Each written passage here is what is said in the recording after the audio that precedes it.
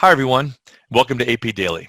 My name is Tim Gallagher. I'm an AP Computer Science teacher from Winter Springs High School, located just outside of beautiful Orlando, Florida.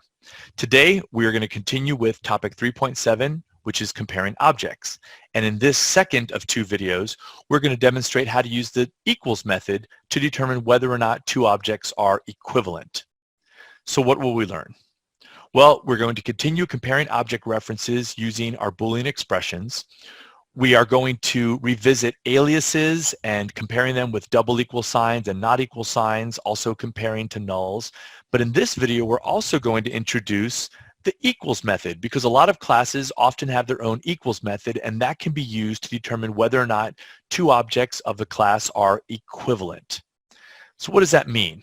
Well, this equals method that classes often contain is a Boolean method that compares the attributes of two objects to determine if they're equivalent. You may have seen this back in Unit 2 if you looked at the videos that deal with the string class. String has an equals method, and this was discussed in Unit 2. It compares the individual characters of strings. The Boolean method returns true if the two objects are equivalent and false otherwise. So I just mentioned the string class compares the characters, but who determines which attributes of any class are compared? Well, the programmer does. The programmer can decide which attributes of a class are compared in the equals method.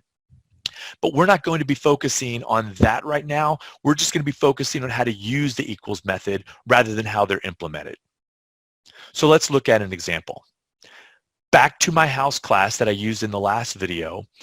This is a simple class that has, again, my three attributes. It has a color, square feet, number of bedrooms. I've got my constructor. I'm initializing those instance variables. But I've added something now this time. I've added an equals method. It's a public Boolean method, so it returns true or false. It's called equals, and you'll notice that it has one parameter called other house, and it's of type house. So that gets a little confusing sometimes. I've got a parameter of type house inside of a method that's inside the house class. So it does refer to a parameter of type house, and this is in the house class. So the house will be using it to compare against another house object. So let's go back to the object declarations and constructions that we saw before. Same exact four variables that we have. We've got my house, Anna's house, Bob's house, and Mom's house. But now I added a line to say, well, Bob's house is getting constructed. I said Bob's house equals new house. The attributes are a little bit different than what we saw. It's blue, it's 2,400 square feet, but it has the same number of bedrooms. So let's look at the picture demonstration of what actually is happening now. So this is what we had in the last video. Mom's house and my house are aliases for the same house object.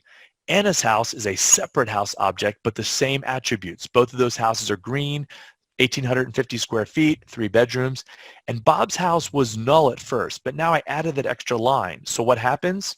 Bob's house now refers to a house object of its own. Notice the color's different, the square feet is different, and the number of bedrooms happen to be the same. But again, it's its own house object.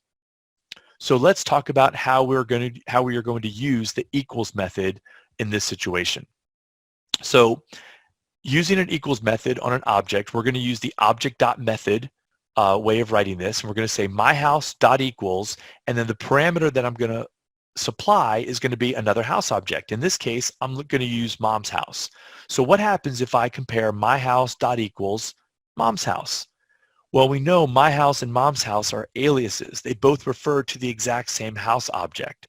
So what is equals going to return? Well, it's going to return true because, well, since my house and Mom's house are aliases for the same object, of course, they're going to share equivalent attributes. So these two houses, since they're the same house, are equivalent. What about my house dot equals Anna's house? So these are two different objects now. However, if you look at the attributes, they're both green, they're both 1,850 square feet, and they both have 3 bedrooms. So this will also return true because they are different objects, but they are equivalent objects with the same attributes. And finally, what about my house dot equals Bob's house? Again, they're separate objects, but they don't have the same attributes. They're different colors, they're different square feet. However, they do have the same number of bedrooms, but they're not equivalent objects because they do have some attributes that are different. They are not equivalent objects. And that's how the dot equals method works. It's different from how we saw the double equal sign or the not equal sign work. Let's practice this. So I put together a whole separate segment of code here using an entirely different class. This is the rectangle class. This is a standard class within Java. And you'll notice I've created 5 different object references: box, quad, 4 sides, fence, and blanket. Some of them I've constructed, some of them I haven't, some of them I set as aliases. You don't need to know much about the rectangle class for this exercise, but know that I created it with 4 parameters. The parameters happen to represent an x and y coordinate and a width and a height. But know that those are the 4 attributes that are going to be compared when you use the dot equals method, because rectangle does have an equals method in its class to compare attributes of other rectangles. So what we want to do is, based on what you now know about the double equal sign and not equals and the dot equals, can you evaluate these 3 Boolean expressions and see what you get? Let's go ahead and pause the video and come on back after you've looked at all 3 of these. All set? All right, let's take these one at a time. Let's take the first one.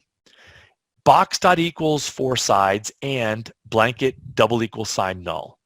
So box dot equals 4 sides. So it's looking to see if box, which was constructed up here, it's a new rectangle with 10, 10, 200, 200. Does it equal 4 sides? Well, 4 sides is another rectangle object, and it has the same exact parameters: 10, 10, 200, 200. So even though they're different objects, they are equivalent. So that's going to return true. And is blanket equal to null? Well, blanket was never constructed, so it is null. So that's also true. And what's going to happen when we evaluate true and true? That's going to come out to be true overall. So the first one was true. Let's look at number 2. Box double equal sign fence. Are fence and box aliases for each other? That's what the double equal sign checks for. Well, they are, because here I said fence equals box, meaning fence is going to refer to the same rectangle object that box does. So yes, they are aliases, so that's going to evaluate to true. But what about this? Does quad dot equal 4 sides? Well, quad is a rectangle that was constructed, and 4 sides was a rectangle that was constructed. But look at the attributes. They're not the same. They're different. So while box equals fence does evaluate to true, quad dot equals 4 sides will return false. What is true and false? That evaluates to false. So number 2 is false. And finally, let's look at number 3. Number 3, I'm using 4 sides and box in both parts, but I'm using a double equal sign and a dot equals method. 4 sides, double equal sign, box. That means our 4 sides and box references for the same single rectangle object. Well, 4 sides had a new rectangle and box has a new rectangle, and we didn't change any assignments, so these are 2 different objects. So these are not aliases. So that's going to be false. Or I still have a chance of this being true because it's an or. Does 4 sides dot equals box? Well, let's look at the parameters that we sent to these rectangles. Box 10, 10, 200, 200. 4 sides, 10, 10, 200, 200. They're the same. So these are equivalent objects. So even though they are not aliases, that was false, they are equivalent objects, so that's going to be true. So false or true, that's going to evaluate to true because that's how the or works. So what should we take away from all of this? Well, we've been comparing object references using Boolean expressions in our program code. We've looked at aliases, and we know that if 2 object references refer to the same object, that's what constitutes an alias. We've compared them using double equal signs and not equals. We've compared them to nulls. And then finally, we wrapped it all up by looking at a dot equals method, and that can be used to determine whether or not 2 objects of the same class are equivalent by comparing the attributes. That's it for today. Thank you so much for joining us at AP Daily, and we'll see you next time. Take care.